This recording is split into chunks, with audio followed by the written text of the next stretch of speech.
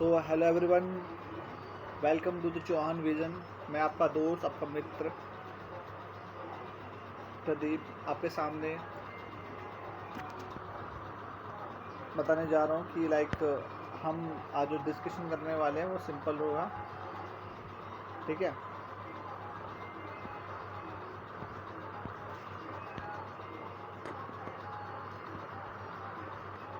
निकाल लेते हैं जी। तो अभी पढ़ते हैं ब्रिक्स सम्मेलन कैसा है। ठीक है, पीछे कहाँ जा रही है भाई, just wait.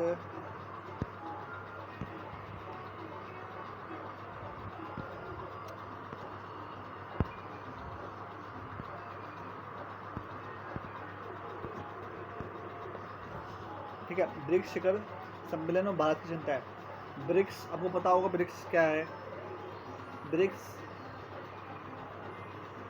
Britain, Russia, India, ठीक है, चाइना, तो इन देशों ने करके साउथ सूडान, ठीक है, और दक्षिण अफ्रीका, तो थोड़े बहुत ऐसे नेशंस हैं जिन्होंने बनाया। अभी रिसेंट में एक देश और जुड़ा हुआ है। ठीक है, तो जीएस पेपर सेकंड के लिए इंटरनेशनल रिलेशंस क्या, आतंकवाद और कड़ा संदेश क्या है। देखो, ब्रिक्स देशों ने अपने साझा बयान में घोषणा पत्र में जम्मू कश्मीर के पहलगाम में हुए आतंकवादी हमले की निंदा की। उन्होंने यह भी कहा कि अंतर्राष्ट्रीय आतंकवाद को रोकने के लिए जो संपूर्ण समझौता CCIT बनना है उसे जल्द ही से तैयार करना चाहिए। ठीक है,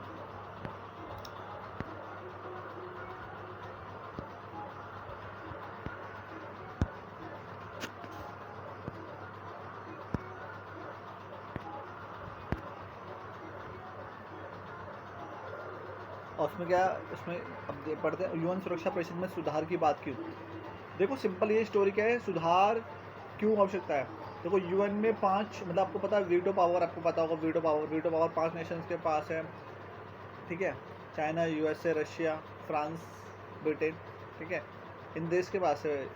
तो हम चाहते हैं कि ये लंबे समय से इनके पास ही रही है, तो चाहते हैं इसमें भी थोड़ा एक्सपोजर और लोगों को इसमें हेल्प मिले और लोगों को भी अपने आगे बढ़ने का एक चांस मिले। ठीक है, तो इसलिए तो प्रधानमंत्री नरेंद्र मोदी ने कि संयुक्त राष्ट्र सुरक्षा परिषद UNC में सुधार की जरूरत बोला कि सुधार की आवश्यकता है।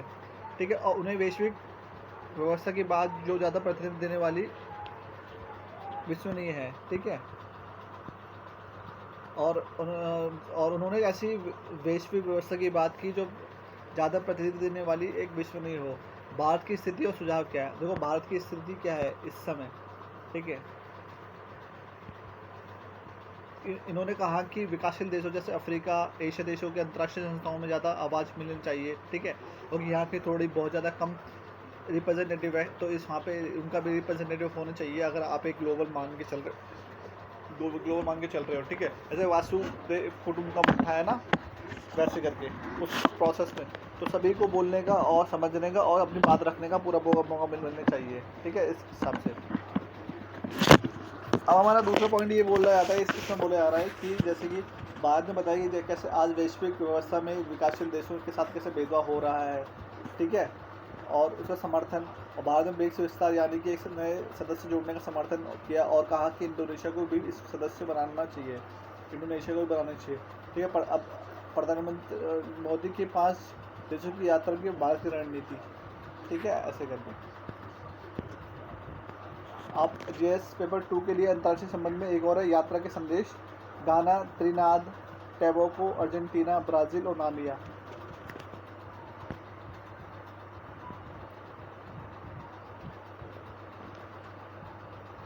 इन देशों के भारत में क्या होता है, इन देशों में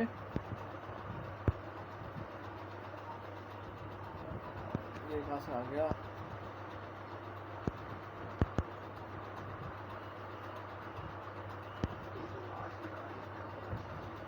ठीक है, इन देशों के भारत में राजनीतिक, डिप्लोमेसी, आर्थिक, इकोनॉमिक, तकनीक, टेक्निकल और विकास सहयोग की समझौता करना है।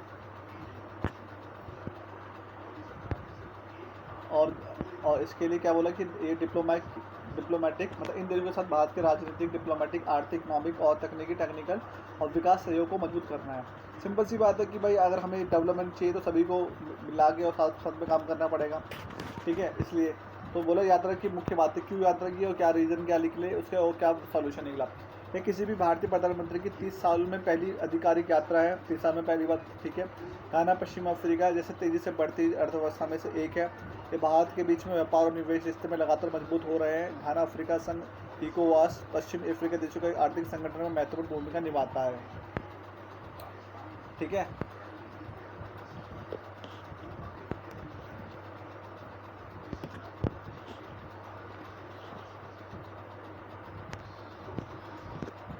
भारत घाना के संबंध, अब देखो संबंध क्या है भारत घाना के और कैसे संबंध है, अच्छे हैं खराब उस हिसाब से।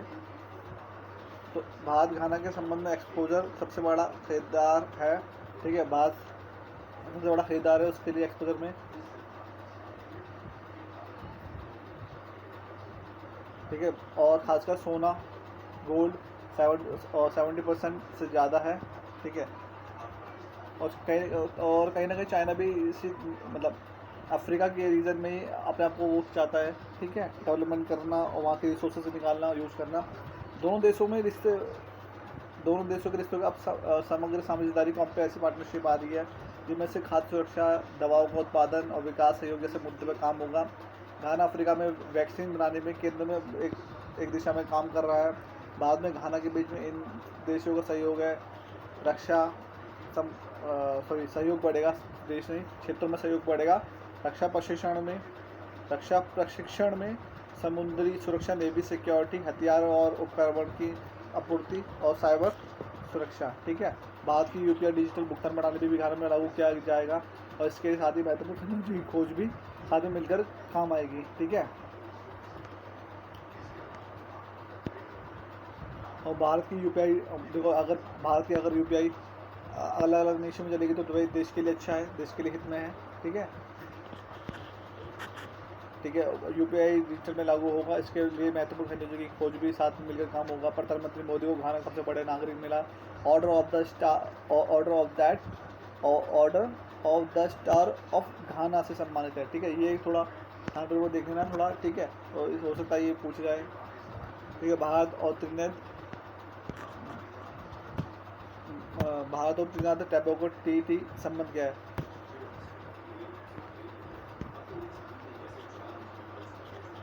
संबंध क्या है?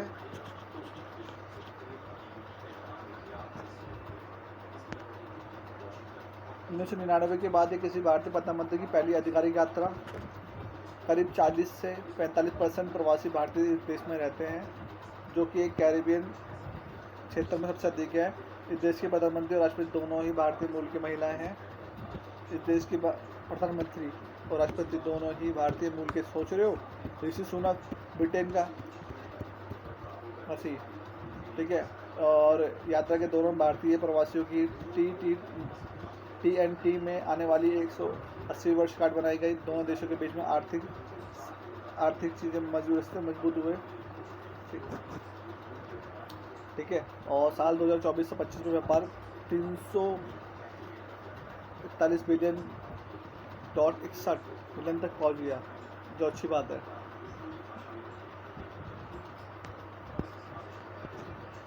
भारत अब आता है, भारत और अर्जेंटीना के संबंध कैसे हैं? भारत अर्जेंटीना के संबंध 97 वर्ष पहली बार कोई भारतीय प्रधानमंत्री अर्जेंटीना की आधिकारिक यात्रा पर गया है और इन दो देशों में मिलकर रक्षा, कृषि, तेल, गैस हिसाब इसमें सहयोग बढ़ाया है। अर्जेंटीना लैटिन अमेरिका और एक महत्वपूर्ण व्यापारिक साझेदार है, G20 देशों के सदस्य भी है। भारत और अर्जेंटीना के बीच में खनिज संसाधनों खासकर लिथियम और सहयोग बढ़ रहा है। भारतीय हरित ऊर्जा बदलाव में जरूरी है। अर्जेंटीना भारत के सहयोग सोयाबीन और सूरजमुखी तेल की तेल निर्यात करता है। दोबारा बोल रहे चीज़ को थोड़ा ध्यानपूर्वक सुनना, मैं क्या बोल रहा हूँ। अर्जेंटीना भारत को सोयाबीन और सूरजमुखी तेल का प्रमुख निर्यातक है, सबसे ज़्यादा देता है ये भारत को, ठीक है। भारत और ब्राज़ील नाबालिग यात्रा पर खेलो भारत नीति 2025। ब्राज़ील दक्षिण अमेरिका में भारत सबसे बड़ा व्यापारिक साझेदार है। प्रधानमंत्री ब्रिक्स शिखर सम्मेलन में रियो डी जेनेरियो में भाग लेने वाले ब्राज़ील के राष्ट्रपति से मुलाकात करेंगे। इसके बाद एक राजकीय यात्रा भी होगी, ठीक है। अब ब्रिक्स बैठक में मुख्य विषय क्या है? वैश्विक शासन में सुधार, शांति और सुरक्षा, बहुपक्षवाद को मजबूत करना, आर्टिफिशियल इंटेलिजेंस AI जिम्मेदार होगा, जलवायु कार्रवाई, ठीक है, और वैश्विक स्वास्थ्य पर चर्चा, राजकीय यात्रा दौरान विपक्षी वार्ता होगी जिसमें रणनीति, साझेदारी और व्यापार, ऊर्जा, अंतरिक्ष तकनीक, कृषि और स्वास्थ्य जैसे क्षेत्रों में गहराई देने पर बल दिया जाएगा। नाभिक भारत के व्यापार में 2000 में लगभग 3 मिलियन था और अब बढ़कर 600 मिलियन हो गया। देख रहे हो संबंध कि सिंपल सी बात, भारत और नाभिक के व्यापार पहले 2000 में 3 मिलियन हुआ करता था, अब 600 मिलियन हो गया है। भारतीय कंपनी नाभिक में खनन, निर्माण, हीरा संस्करण की सेवा में निवेश कर रही हैं।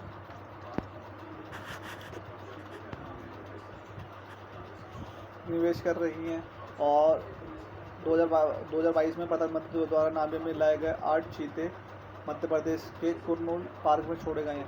देखो, ये थोड़ा चीज़ को थोड़ा ध्यान में रखने वाली चीज़ होती है कि अगर हम किसी देश से कुछ भी चीज़ लाते हैं, मोस्टली ऐसी चीज़ें जो हमारे पास नहीं है या विलुप्त हो गई हैं या फिर बहुत ज़्यादा चर्चा में रही है, वो चीज़ें को ज़्यादा पूछी जाती है। विश्व का पहला अंतर महाद्वीप मांसाहारी प्रजातियों में 19वां ट्रांसलोकेशन था। यात्रा का समग्र क्या, अटलांटिक दोनों भारत और साझेदारी में मजबूत करना, ब्रिक्स, अफ्रीका संघ और इकोवास, कैरिबियन, कैरोकॉम जैसे क्षेत्रों में बहुपक्षीय मंचों पर सहयोग बढ़ाना। और खेलों में भारत की नीति क्या है, ठीक है। अब जिस पर हम सेकंड का करते हैं, शासन व्यवस्था, गवर्नेंस के बारे में हम भारत सरकार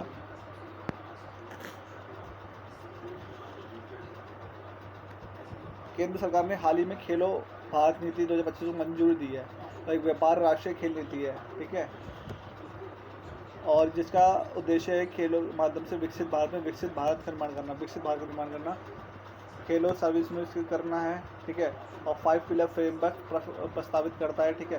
बुनियादी ढांचे का विकास करना, प्रतिभा की पहचान पोषण करना, खेल विज्ञान अनुसंधान को प्रोत्साहन करना, शासन प्रणाली का संस्थागत समर्थन को मजबूत करना। सिंपल से दोबारा बोल रहा हूँ, खेलों सार्वजनिक पहुँच सुनिश्चित करना, बुनियादी ढांचे का विकास करना, प्रतिभा की पहचान पोषण करना, खेल विज्ञान अनुसंधान का प्रोत्साहन करना, शासन प्रणाली का संस्थागत समर्थन मजबूत करना, ठीक है। ये सब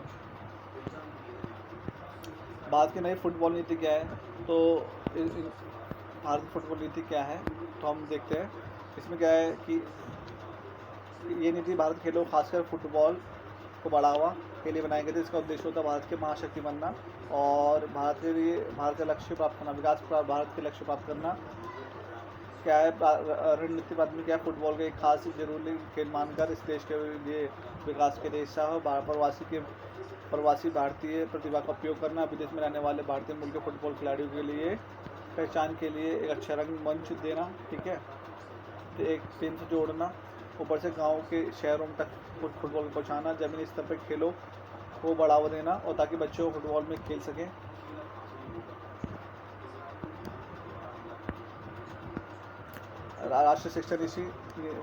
राष्ट्रीय शिक्षा नीति आया था, ठीक है, जिसमें बोला गया कि जो लैंग्वेज को एक बच्चों पर प्रेशराइज होनी चाहिए, वो अपने मन से सीखें और उन्हें अपनी खुद की जो मदर लैंग्वेज को सीखना बहुत ज़रूरी है, ठीक है। और कोई प्रेशर नहीं, अगर कोई व्यक्ति अगर हिस्ट्री, इकोनॉमी, पॉल साइंस या फिर कोई केमिस्ट्री, मेडिकल कोई भी सब्जेक्ट लेने तो ले सकता है, उस पर कोई बर्डन नहीं रहेगा। अब फुटबॉल को सिर्फ मनोरंजन नहीं बल्कि शारीरिक, मानसिक और सामाजिक विकास का तरीका माना जाएगा। भारत 2036 तक ओलंपिक की मेजबानी को तैयार कर रहा है। इस देश को खेलो तो महत्व मिलेगा, देश में खेलो और ज़्यादा महत्व मिलेगा, ठीक है। और प्रधानमंत्री नरेंद्र मोदी और खेल मंत्री मनसुख मांडविया की दूरदर्शा को सोच दर्शाती है। फुटबॉल नीति पिलर फ्रेमवर्क, खेल में उत्कृष्टता दिखती है, एक्सलेंस दिखता है। राष्ट्रीय फुटबॉल को बनने के लिए बढ़िया ट्रेनिंग, अंतर्राष्ट्रीय मुकाबला दिया जाता है, ठीक है। और सामाजिक समावेशन में एक अच्छा रहेगा। फुटबॉल के जरिए सामाजिक भेदभाव खत्म करना और लड़कियों और युवाओं में बराबरी से मौका देना होता है। और आर्थिक अवसर का इकोनॉमिक पोटेंशियल फुटबॉल के आयोजन में कपड़े ऐसे जर्सी, नौकरियों में खेल आधारित अर्थव्यवस्था मजबूत मिलेगी। जन भागीदारी, मास पार्टिसिपेशन, ज़्यादा से ज़्यादा लोग फुटबॉल खेलें, जिसके लिए अभियान चला जाएंगे और इसे लोकप्रिय बनाया जाएगा, ठीक है। अब खेलों में क्या होता है, देखो खेलों में स्पोर्ट्स एंड एजुकेशन, देखो हमारे अगर मैं बात करूँ, अगर स्पोर्ट्स में हम ज़्यादा ठीक नहीं है हमारा, लेकिन फिर भी जो बजट पास होने चाहिए बच्चों के लिए, पढ़ाने के लिए, शिक्षा देने के लिए, वो ज़्यादा नहीं है। वो कहीं ना कहीं कटौती है, खरीदने कम मिलता है और जिससे कि हमारे अच्छे से खिलाड़ी बाहर निकल के नहीं आते हैं, ठीक है। क्योंकि हमारे जो देश में एजुकेशन खाली थ्योरेटिकली पढ़ाया जाता है और हमें कहीं ना कहीं प्रैक्टिकल चाहिए अगर वर्ल्ड लेवल पे हमें कॉम्पिटिट करना है। जैसे आपको बताइए कि ChatGPT अभी अमेरिका ने बनाया और अमेरिका के एक पर्सन ने बोला था कि अगर भारत कांट कंप्लीट और can't competition with us in ChatGPT, हमारे जो IITian क्या कर रहे हैं, हमारे IITian क्या कर रहे हैं, सुबह सोच के बताओ सिंपल सा। हमारे IITian नए इनोवेशन तो नहीं कर रहे, कभी डिलीवरी कर रहे, कभी ये कर रहे, वो कर रहे, लेकिन ऐसे इनोवेशन नहीं कर रहे हमारे जो IIT। बाकी कुछ है जो UPSC में तैयारी में लगे हुए हैं, बाकी कुछ SSC की तैयारी में लगे हुए हैं, हमारा IITian कर क्या रहे हैं। देश जो इतना पैसे जो खर्च करता है लोगों के ऊपर, सबसे ज़्यादा IITian के ऊपर खर्च किया जाता है, ठीक है। दूसरे मेडिकल पे खर्च किया जाता है, ठीक है, हमारे देश में पैसा। लेकिन हमारा IITian तो इनोवेशन ही नहीं कर रहा है, एक न्यू टेक्नोलॉजी लेके नहीं आ रहे, ठीक है। चाइना डीप सीक बना रहा है, अमेरिका ChatGPT बना रहा है, और हमारा भारत देश के IITian क्या कर रहे हैं आपको बताइए। और फिर क्या करते हैं, कोई अच्छी नौकरी मिलती है तो उन्हें बाहर विदेश चले जाते हैं, लेकिन जो कि गलत बात है, ठीक है। क्यों, मैं रीज़न दे रहा हूँ, क्योंकि जितना मान सम्मान प्यार, ऐसा APJ अब्दुल कलाम जी ने बोला था कि 2x2 का कमरा था और सारी किताबों से भरा हुआ था, ठीक है। उन्होंने बोला था कि भाई कि जो एक क्वार्टर था उसमें एक क्या नाम है, जो पियोन थे वो सर्व करने के लिए आए थे, उन्होंने बोला कि आप भी वैसे अलग अलग हमारे जो बच्चे अलग अलग देश में चले गए हैं, आप भी चले आते। तो उन्होंने बोला कि आपको क्या पता, मेरा देश मेरी मिट्टी, इस मिट्टी क्या जो कुछ साइंसदान कुछ IITian जो थोड़ा पैसों के लालच में चले जाते हैं, लेकिन जो मान सम्मान इज्जत जो मेरे देश में मिलती है वो मिलेगी कभी। तो उस चीज़ को उन्होंने बोला कि और ये कभी कहीं नहीं मिलेगी, ठीक है। ये इतना प्राउड कभी नहीं मिलेगा। जब चंद्रयान या फिर ऐसे कोई मिशन फेल होता है तो सभी व्यक्तियों को कहीं ना कहीं इस चीज़ का डर लगता है, ठीक है। और जब हम किसी सक्सेसफुल हम चीज़ लेते हैं तो सभी व्यक्ति खुश होते हैं, ठीक है। मैच देखते हैं, टोटल बंदे सब देखते हैं तो अच्छा लगता है। अब हमारा जब नेशन जीतता है तो अच्छा लगता है।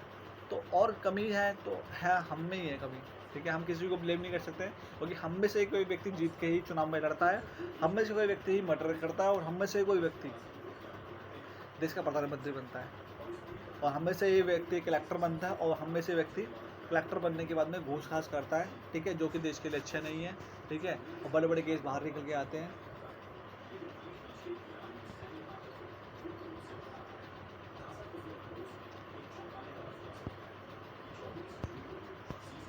ठीक है। और जैसे कि हमने पढ़ा था कि शिक्षा, आपने पढ़ लिया खेलो भारत नीति, ये खासकर फुटबॉल के विकास के लिए बहुत अहम कदम होगा। इसमें गांव से लेकर विदेशी तक फैली भारतीय प्रतिभा को जोड़ने और शिक्षा के साथ खेल को जोड़ने पर जोड़ दिया, अच्छी बात है। यदि भारत को वैश्विक खेल ताकत बनाने के लिए बहुत बड़ा कदम है, ठीक है। ग्रेट निकोबार, जैसे आपने पता होगा चाइना है, पता है चाइना के छोटे छोटे कम उम्र में बच्चे क्या करते हैं, अगर उनके इंटरेस्ट के हिसाब से अगर वो खेल पसंद करते हैं तो खेल की फील्ड में लगा जाता है कि भाई खेलो। और सबसे ज़्यादा जो मेडल जीतता है पता है चाइना है। ग्रेट निकोबार परियोजना क्या है, ये GS पेपर 3 में पर्यावरण विकास से जुड़ा विषय हुआ है। परियोजना की जानकारी ओवरव्यू क्या है। नवंबर 2022 में भारत सरकार ने क्या हुआ, 72,000 करोड़ की बड़ी विकास योजना को पर्यावरण मंत्रालय से मंजूरी दी। ये योजना आई की रिपोर्ट के बाद शुरू हुई थी, जिसमें कहा गया था कि इस द्वीप की रणनीतिक स्थिति का फ़ायदा उठाना चाहिए। ये परियोजना ग्रेट निकोबार द्वीप पर बनाई जा रही थी, अंडमान निकोबार का दक्षिणी हिस्सा था, ठीक है। और भारत की चीज़ें कुछ बनाई जा रही थी, इंपोर्ट्स कंपेन, जैसे अंतर्राष्ट्रीय कंटेनर शिपमेंट टर्मिनल, जहाज़ों के सामान उतारा जाएगा चढ़ाया जाएगा। ग्रीनफील्ड अंतर्राष्ट्रीय हवाई अड्डा, ऐसे एक नया हवाई अड्डा जो पर्यावरण के लिए अनुकूल होगा। नई टाउनशिप शहर बसाना, जैसे लोगों को रहने के लिए काम करने के लिए नए शहर बचाना। बिजली उत्पादन पावर प्लांट करना, 450 मेगावाट गैस का सोलर की बिजली पर परियोजना करना, ठीक है। पूरी योजना 16,610 हेक्टेयर जमीन पर फैली होगी और बंदरगाह का संचालन भारतीय नौसेना करेगी, ठीक है। हवाई अड्डा सैन्य आम लोगों के दोनों के लिए होगा और पर्यटन को भी बढ़ावा मिलेगा। ग्रेट निकोबार द्वीप समूह में क्या है, ये द्वीप अंडमान निकोबार के द्वीप समूह सबसे बड़े दक्षिण द्वीप है और बंगाल की खाड़ी के पूर्व से हिस्से में स्थित है, ठीक है। और ये 10 डिग्री चैनल पे होते हैं, कहाँ पे, 10 डिग्री चैनल पे। और ये एक समुद्री जल मरुस्त मध्य समुद्र का रास्ते से बोला, चौड़ाई लगभग 150 किलोमीटर। और अंडमान निकोबार के समूह में उत्तर में और निकोबार द्वीप समूह में दक्षिण में अलग रहता है। ग्रेट निकोबार आइलैंड जो है, जो इस द्वीप के दक्षिण सिरे पर एक इंदिरा पॉइंट है, ठीक है। थोड़ा इसी चीज़ को याद रखें, इंदिरा पॉइंट का है, ग्रेट निकोबार पे दक्षिण पे है, ठीक है। एक स्थान जो इंडोनेशिया के द्वीप में है, जो सिर्फ 150 किलोमीटर है, ठीक है। तो ये सब चीज़ें थोड़ी ध्यान रखनी चाहिए। और लगभग 150 सदाबहार जंगल भरे हैं, ठीक है। और 600 किलोमीटर की ऊंचाई की पहाड़ियाँ हैं यहाँ पे, और समुद्र के किनारे समतल मैदान है, ठीक है। और इस द्वीप में 2 राष्ट्रीय उद्यान, एक जैवमंडल आरक्षित बायोस्फीयर्स है, बायोस्फीयर रिजर्व्स है। और प्रमुख जीव क्या है, यहाँ कई दुर्लभ और संकट में पड़ी प्रजातियाँ हैं। इनमें से एक है लेदरबैक समुद्री कछुआ, लेदरबैक सी टर्टल, ठीक है। और फ्लैगशिप स्पेसिस ये है, तो स्पेसिस मतलब प्रजातियाँ जो हैं, ठीक है, उसके बारे में दोबारा चीज़ बोल रहे तो यह कई दुर्लभ संकट पड़ी प्रजातियाँ पाई जाती हैं, जैसे लेदरबैक सी टर्टल हो गया, ठीक है। और फ्लैगशिप स्पेसिस हो गया, ठीक है। निकोबार द्वीप समूह में क्या है, शोम्पे जनजातियाँ क्या है, ये लोग जंगल और समुद्र से खाना और ज़रूरत की चीज़ें इकट्ठा करके जीते हैं। उन्हें शिकार और संग्रह वाले हंटर गैदर कहा जाता है। निकोबार जनजातियाँ, निकोबार पहले ही लोग द्वीप के पश्चिम तट पर रहते थे, लेकिन 2004 में सुनामी के बाद ज़्यादातर क्या दूसरी जगहों पर बसाया गया। जनसंख्या का अनुमान के लगभग 237 शोम्पे लोग इस द्वीप में रहते हैं, ठीक है। तो ओवरऑल हमने ये पढ़ा है, एक बार मैं रिवाइंड कर दूँ कि हमने आज क्या क्या पढ़ा है, ठीक है। तो ब्रिक्स शिखर सम्मेलन जिस नंबर 2 इंटरनेशनल रिलेशन में ब्रिक्स देशों में क्या हुआ है, घोषणा हुई है, जम्मू कश्मीर पहलगाम पे आतंकवादी निंदा की गई है यूएन में, ठीक है। और उसके बाद में क्या यूएनसी में सुधार हुआ है, भारत की स्थिति का सुझाव किया गया कि दक्षिण अफ्रीका में एशिया देश के अंतर्राष्ट्रीय संस्थाओं में ज़्यादा आवाज़ मिलनी चाहिए, वैश्विक व्यवस्था में विकासित देशों में भेदभाव हो रहा था, ठीक है। ब्रिक्स का विस्तार बताया गया इसमें पेपर 2 में अंतर्राष्ट्रीय रिलेशन में घाना, ठीक है। इसमें क्या हुआ, प्रधानमंत्री 5 देशों में गए हैं, कहाँ, घाना, त्रिनाद, टोबैगो, अर्जेंटीना, ब्राज़ील, नामिया, ठीक है। और वैसे यूपीएससी में तो पूछ नहीं आता, लेकिन स्टेट प्रीवियस में कभी कभी पूछ लेता है। तो डिप्लोमेटिक, आर्थिक और टेक्निकल विकास होगा उससे, ठीक है, हमारी इन्वेस्टमेंट बढ़ेगा और कहीं ना कहीं लोगों में ज़्यादा कल्चर का इंटरफेरेंस ज़्यादा होगा, ठीक है। और कल्चर का इंटरफेरेंस बोलते थे, कल्चर का बोलेंगे आदान प्रदान, ठीक है। अभी मुझे लैंग्वेज समझ नहीं आ रही, आदान प्रदान का मतलब लाइक ट्रांसमिशन, ठीक है। और 30 साल से पहली बार आधिकारिक यात्रा है। घाना पश्चिमी अफ्रीका तेज़ी से बढ़ता व्यवस्था है, भारत घाना के बीच में व्यापार निवेश से लगातार मंजूर हो रहे हैं, ठीक है। और जैसे जैसे कि घाना में क्या है, घाना में पता है गोल्ड 70% मिल रहा हुआ है, कॉम्प्रेंस पार्टनरशिप रहेगा। घाना अफ्रीका वैक्सीन में केंद्र में सबसे बड़ा काम कर रहा है। घाना के बीच इन क्षेत्रों में सहयोग बढ़ेगा, रक्षा में अच्छा बढ़ेगा, समुद्री सुरक्षा, हथियार सुरक्षा उपकरण, साइबर और यूपीआई भी हमने शुरू करवा दी गई है, ठीक है वहाँ पे। और ऑर्डर ऑफ द स्टार, इस चीज़ को थोड़ा देना, इस चीज़ को थोड़ा सा ध्यान को देना, इसको order of the stars of घाना से सम्मानित किया गया किसको, प्रधानमंत्री नरेंद्र मोदी को। 99 के बाद किसी प्रधानमंत्री की पहली बार यात्रा हुई है और 40 से 15% प्रवासी रहते हैं, ठीक है। इस देश में दोनों ही मूल महिलाएं हैं और 180 वर्षगांठ बनाई गई थी। 24-25 में 361 मिलियन लोगों के। फिर अर्जेंटीना की बात होती है, 53 वर्ष पहले कोई भारतीय प्रधानमंत्री अर्जेंटीना में गया हुआ, वहाँ पे रक्षा कृषि क्षेत्र सहयोग को बढ़ावा, G20 का सदस्य बना, अर्जेंटीना के बीच खनिज संसाधन लिथियम पर सहयोग बढ़ा, ठीक है।